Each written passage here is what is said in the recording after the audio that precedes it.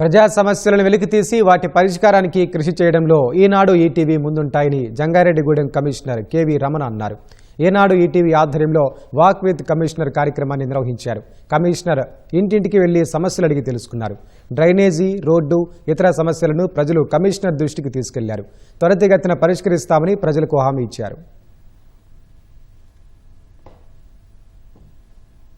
చెత్త సేకరణ కావచ్చు, డ్రింకింగ్ వాటర్ కావచ్చు, లైటింగ్ కావచ్చు, ఎలాంటి సమస్యలు లేదు. కానీ మౌలిక వస్తువులైన రోడ్స్ అండ్ డ్రైన్స్ సమస్యలు ఉన్నాయి. వాటిని కూడా ఇంతకు ముందు కౌన్సిల్లో తీర్మానం చేసి ఆమోదించడం జరిగింది. అది తొందరలోనే వర్క్ చేయగలమని సందర్భంగా తెలియజేస్తున్నాను.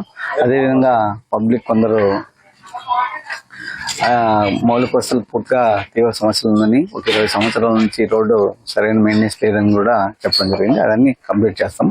ఈ సందర్భంగా ఈనాడు ఈటీవీకి ధన్యవాదాలు చెప్తున్నాను. ఎందుకంటే వాక్ కమిషనర్తో ప్రజల సమస్యలు ఏవైతే ఉన్నాయో అది మా దృష్టికి తీసుకొచ్చి ఆ సమస్యలను పరిష్కారం అయ్యే విధంగా చేస్తున్నారు. కాబట్టి ఈనాడు ఈటీవీకి ప్రత్యేక ధన్యవాదాలు తెలియజేస్తున్నాను.